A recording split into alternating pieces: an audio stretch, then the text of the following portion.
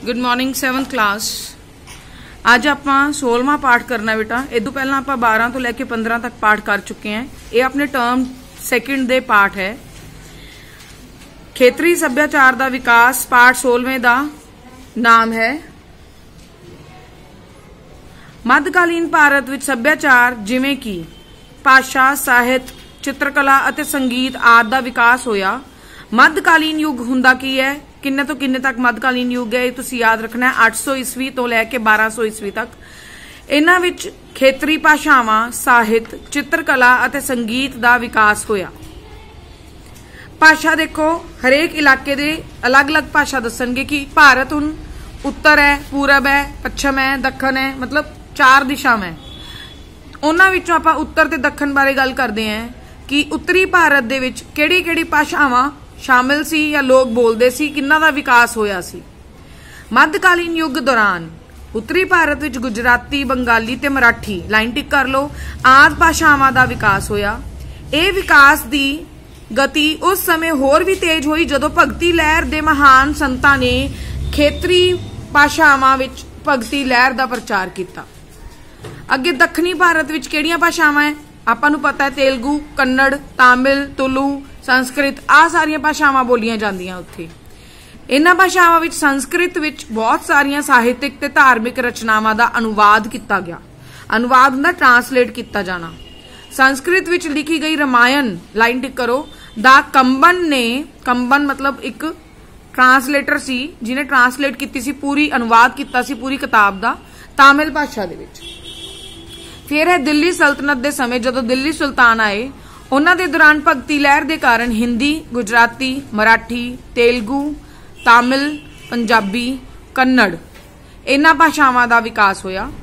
बहुत सारियां पवित्र धार्मिक पुस्तकां दा संस्कृत भाषा तो भिन्न भिन्न खेतरी भाषावां विच अनुवाद किया गया।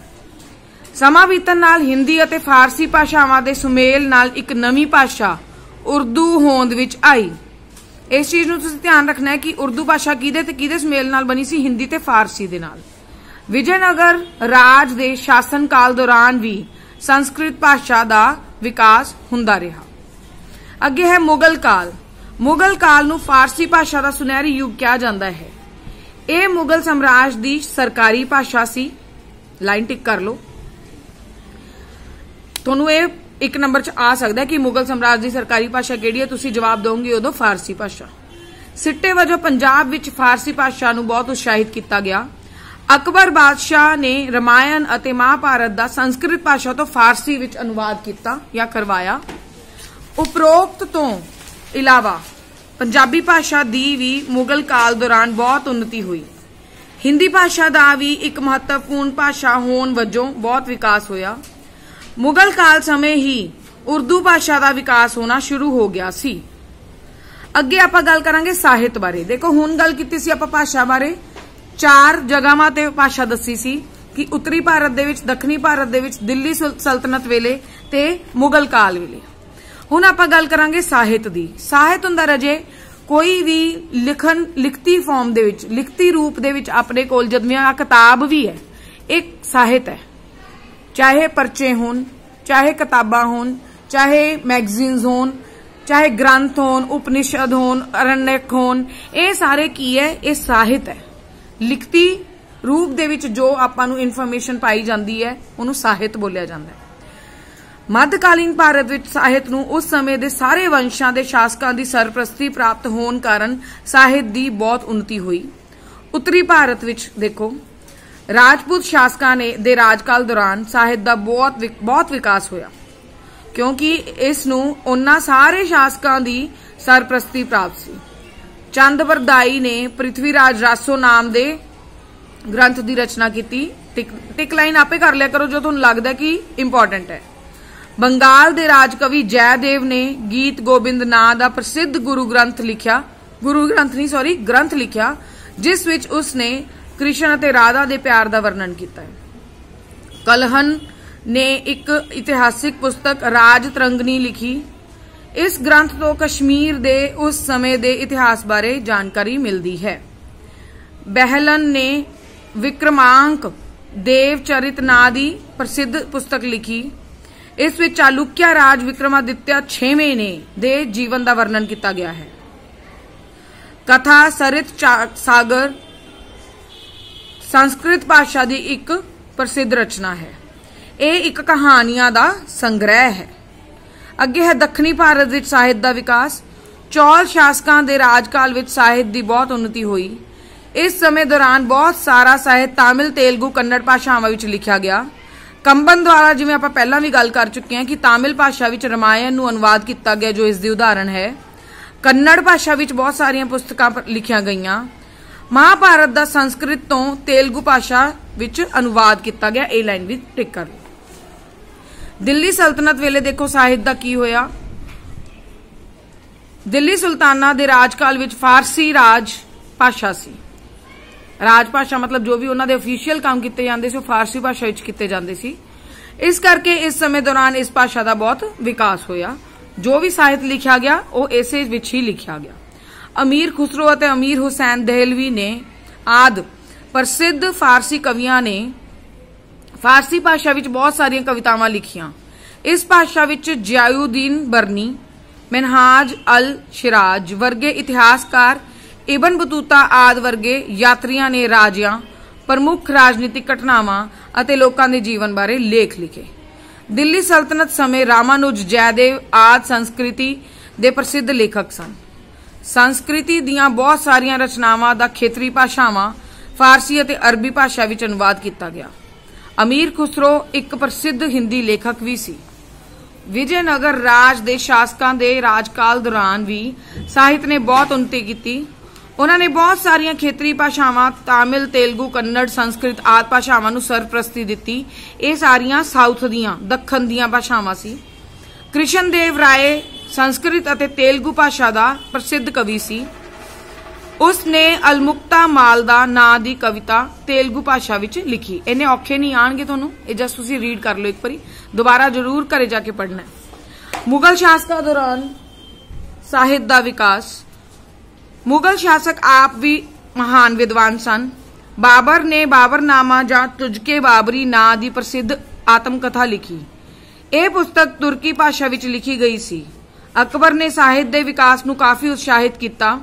उस दे दरबार विच शेख मुबारक, अब्दुल फजल अते फैजी वर्गे महान विद्वान सन। अबुल फजल ने आयने अकबरी अते अकबरनामा नाम दियां पुस्तकां लिखियां।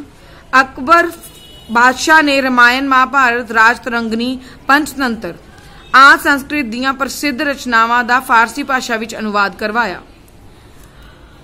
बादशाह जहांगीर भी तुर्की, हिंदी अते फारसी भाषावां दा महान विद्वान सी। उसने फारसी भाषा विच तुझके जहांगीरी नां दी आत्मकथा लिखी। उसने विद्वानां दी भी सरप्रस्ती की। राय मनोहर दास, भीषण दास, केशव दास जहांगीर दे दरबार दे प्रसिद्ध हिंदी लेखक सन। बादशाह शाहजहां साहित्य दा प्रेमी सी। लाइन टिक कर लो। उस दे राजकाल विच अब्दुल हमीद लाहौरी दा पादशाहनामा अते मुहम्मद सदीक दा शाहजहांनामा प्रसिद्ध पुस्तकां लिखियां गईयां। उसने हिंदी साहित्य की भी सरप्रस्ती की। औरंगजेब बादशाह ने इस्लामी कानून ते आधारित फतवाए आलमगीरी पुस्तक लिखवाई। खाफी खां ने मुंतखिब उल लुबाब नां दा प्रसिद्ध इतिहासिक ग्रंथ लिखिया।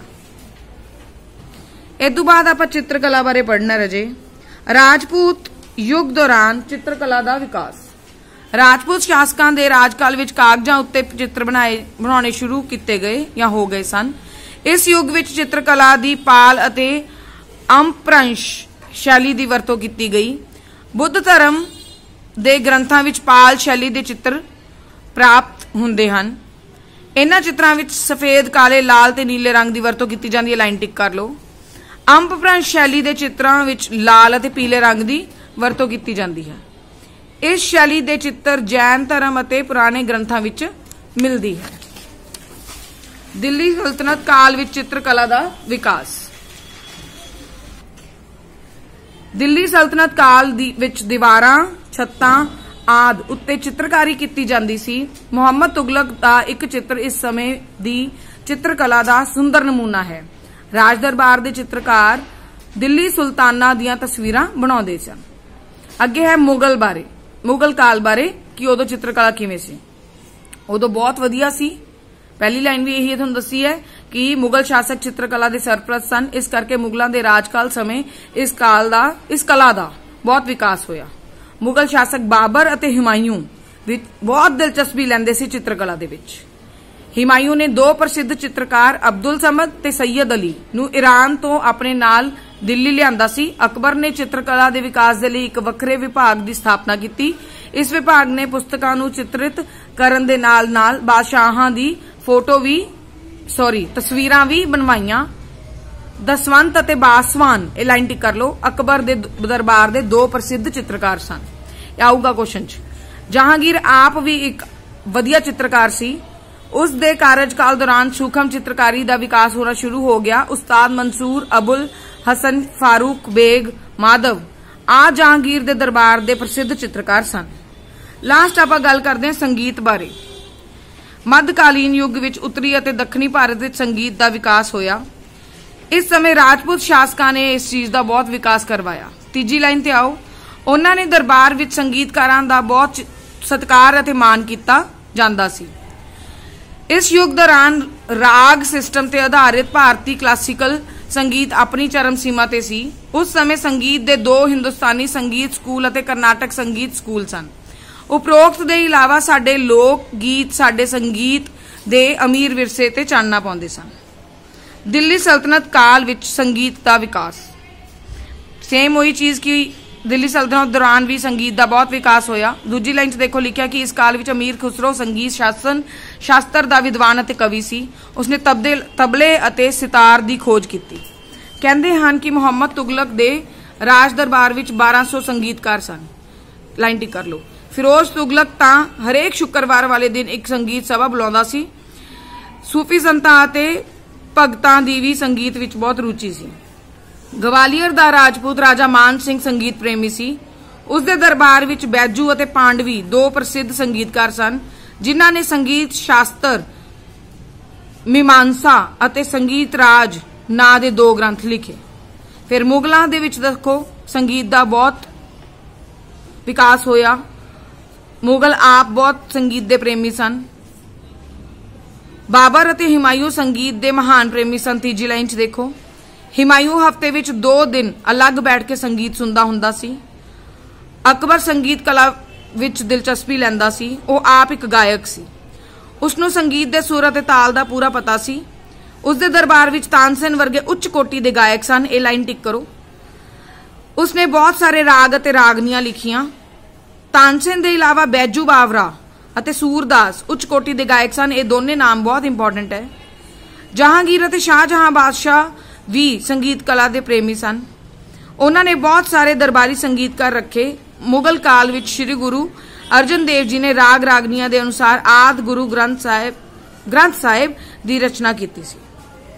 ਫਿਰ ਉਦੋਂ ਬਾਅਦ ਰਾਜੇ ਤੁਹਾਨੂੰ ਦਿੱਤਾ ਸੱਭਿਆਚਾਰ, ਪੰਜਾਬ ਸੱਭਿਆਚਾਰ ਦੇ ਵਿਸ਼ੇਸ਼ ਅਧਿਐਨ ਦੇ ਵਿੱਚ ਬਾਬਾ ਫਰੀਦ ਸ਼ੇਖ ਸ਼ਕਰਗੰਜ ਬਾਰੇ, ਬਾਕੀ ਸਾਰੇ ਗੁਰੂਆਂ ਬਾਰੇ ਦਿੱਤਾ ਹੋਇਆ ਹੈ ਜੋ ਆਪਾਂ ਪਹਿਲਾਂ ਵੀ ਪੜ੍ਹ ਚੁੱਕੇ ਹਾਂ। ਸ਼੍ਰੀ ਗੁਰੂ ਅਰਜਨ ਦੇਵ ਜੀ ਬਾਰੇ, ਫਿਰ ਭਾਈ ਗੁਰਦਾਸ ਜੀ, ਗੁਰੂ ਗੋਬਿੰਦ ਸਿੰਘ ਜੀ, ਸ਼ਾਹ ਹੁਸੈਨ ਜੋ ਸੂਫੀ ਕਵੀ ਸਨ, ਬੁੱਲੇ ਸ਼ਾਹ ਇੱਕ ਕਵੀ ਸਨ ਜਿਨ੍ਹਾਂ ਨੇ ਕਾਫੀਆਂ ਲਿਖੀਆਂ, ਸ਼ੇਰ ਰਫੀਆਂ ਲਿਖੀਆਂ, ਦੋਹਰੇ ਲਿਖੇ, ਅਠਵਾਹਾ 12 ਮਾਹ ਲਿਖੇ। ਦਮੋਦਰ ਕੌਣ ਸੀ? ਮੁਗਲ ਬਾਦਸ਼ਾਹ ਅਕਬਰ ਦਾ ਸਮਕਾਲੀਨ ਸੀ। ਉਸਨੇ ਲਹਿੰਦੀ ਜਾਂ ਮੁਲਤਾਨੀ ਪੰਜਾਬੀ ਬੋਲੀ ਵਿੱਚ ਹੀਰ ਰਾਂਝੇ ਕਿੱਸੇ ਦੀ ਰਚਨਾ ਕੀਤੀ। ਵਾਰਸ ਸ਼ਾਹ ਇੱਕ ਪੰਜਾਬੀ ਕਿੱਸਾ ਕਵੀ ਸੀ ਉਸਨੇ ਹੀਰ ਲਿਖੀ ਸੀ ਜੋ ਕਿ ਬਹੁਤ ਮਸ਼ਹੂਰ ਹੋਈ। ਲਾਸਟ ਤੇ ਸ਼ਾਹ ਮੁਹੰਮਦ ਬਾਰੇ ਜਿਨ੍ਹਾਂ ਨੇ ਜੰਗਨਾਮਾ ਨਾਮ ਦੀ ਇੱਕ ਰਚਨਾ ਲਿਖੀ। ਸ਼ਾਹ ਮੁਹੰਮਦ ਨੇ ਆਪਣੀ ਰਚਨਾ ਵਿੱਚ ਮਹਾਰਾਜਾ ਰਣਜੀਤ ਸਿੰਘ ਦੇ ਸਾਮਰਾਜ ਦੀ ਚੜ੍ਹਤ ਜਿਸ ਨੂੰ ਉਸਨੇ ਆਪਣੇ ਅੱਖੀਂ ਦੇਖਿਆ ਸੀ ਉਸ ਦੀ ਪ੍ਰਸ਼ੰਸਾ ਕੀਤੀ ਹੈ। ਲਾਸਟ ਤੇ ਚਿੱਤਰਕਲਾ ਬਾਰੇ ਆਪਾਂ ਨੂੰ ਦੱਸਿਆ ਕਿ ਗੁਰੂ ਸਾਹਿਬਾਂ ਨੇ ਵੀ ਚਿੱਤਰਕਲਾ ਦਾ ਵਿਕਾਸ ਕਰਵਾਇਆ। ਉਹ ਵੀ ਚਿੱਤਰਕਲਾ ਦੇ ਪ੍ਰੇਮੀ ਸਨ। ਗ੍ਰੰਥਾਂ ਦੇ ਵਿੱਚ ਗੁਰਦੁਆਰਿਆਂ ਦੀਆਂ ਦੀਵਾਰਾਂ ਵਿੱਚ, ਰਾਜ ਮਹਿਲਾਂ ਵਿੱਚ ਚਿੱਤਰ ਬਣੇ ਹੋਏ ਹਨ। ਉਦਾਹਰਨ ਵਜੋਂ ਗੋਇੰਦਵਾਲ ਵਿੱਚ ਸ੍ਰੀ ਗੁਰੂ ਅਮਰਦਾਸ ਜੀ ਦੇ ਉਹਨਾਂ 22 ਸਿੱਖਾਂ ਦੇ ਚਿੱਤਰ ਮਿਲੇ ਹਨ ਜਿਨ੍ਹਾਂ ਨੂੰ ਮੰਜੀ ਪ੍ਰਥਾ ਅਧੀਨ ਗੁਰੂ ਸਾਹਿਬ ਜੀ ਨੇ ਸਿੱਖ ਧਰਮ ਦੇ ਪ੍ਰਚਾਰ ਲਈ ਨਿਯੁਕਤ ਕੀਤਾ ਸੀ। ਇਹ ਚਿੱਤਰ ਉਸ ਸਮੇਂ ਦੀ चित्रकला के विकास दे चानना पाउंदे हन। मंजी प्रथा वो सी कि जदों गुरु जी बहुत ज्यादा बुढ़े हो गए सी, वो इधर उधर जाके आपदी सिक्ख्यावां दे नहीं सकदे सी, तां उन्हां ने मंजियां दे विच एक राजा नूं वंड दिता सी ताकि लोकां तक उन्हां दीयां टीचिंग्स पहुंच सकन। ਇਹ ਸੀ ਬੇਟੇ ਤੁਹਾਡਾ 16ਵਾਂ ਪਾਠ। ਇਸ ਤੋਂ ਬਾਅਦ ਤੁਸੀਂ ਇਹਦੇ ਪ੍ਰਸ਼ਨ ਉੱਤਰ ਕਰਨੇ ਆ। Thank you all of you.